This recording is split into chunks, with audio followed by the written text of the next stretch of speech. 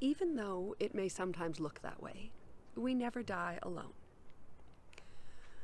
Dominant Western culture is so wedded to the five senses and the material that we imagine if we can't see or hear anybody, there's nobody there. But of course, cultures all over the world have understood forever that there are spirit beings whose job it is to help us across, to escort us to the afterlife.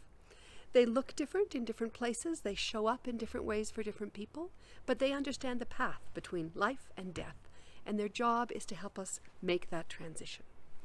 You could call them the angels of death.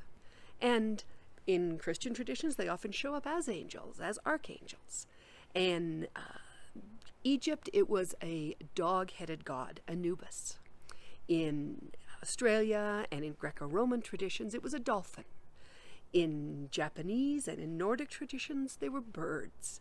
In Celtic traditions and in Central America, it was dogs. So all animals who know either about guiding or about transitions between realms. And in some places, they're understood to be ancestral spirits. And even now in modern culture, we have the image of the Grim Reaper, the being who comes. They're not malicious, they're not unkind, they don't cause the death. They're part of the normal, natural process with which we die. And I have a lot of respect for these, not only because I respect these cultures and traditions that understood them, including Western culture and historically, but also I see my clients seeing them as they die. Not only clients who are dying, but the clients who surround, the family who surrounds a dying person. We see these beings.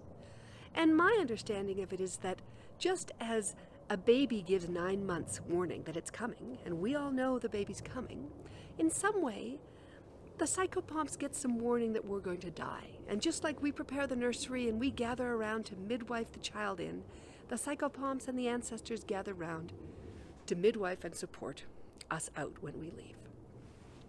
So I invite you to consider who might psychopomp you. Is there a spirit being who you might form a relationship with now?